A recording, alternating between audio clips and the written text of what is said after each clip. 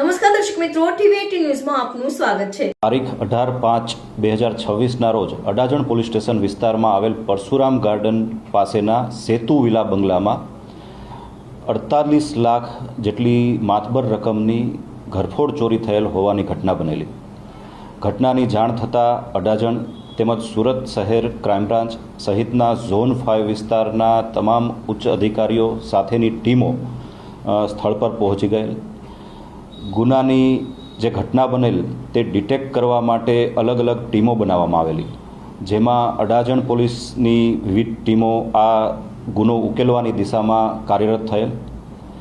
100થી વધુ CCTV footage check કરતા ઘરફોડ ચોરી કરનાર આરોપીના વાહનની ઓળખ પ્રસ્થાપિત થયેલ, જેના આધારે આરોપી સુધી પહોંચવા માટે વિવિધ કામગીરી હ્યુમન ઇન્ટેલિજન્સ તેમજ ટેકનિકલ ઇન્ટેલિજન્સના આધારે કામગીરી શરૂ કરવામાં આવેલી।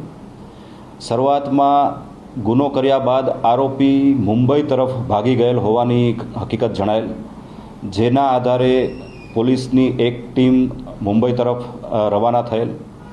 આ દરમિયાન જે ચોરીમાં લેવામાં આવેલા રૂપિયા જે આરોપીએ સુરત ખાતે જ એક ખંડેર મકાનમાં છુપાવીને નાસી ગયેલ, જે પૈસા લેવા માટે આરોપી પરત સુરત ખાતે આવેલો અને આરોપીનું પગેરું મેળવી પુણા વિસ્તારમાં આવેલ સહારા દરવાજા પાસેથી આરોપીની અટકાયત કરવામાં આવેલ।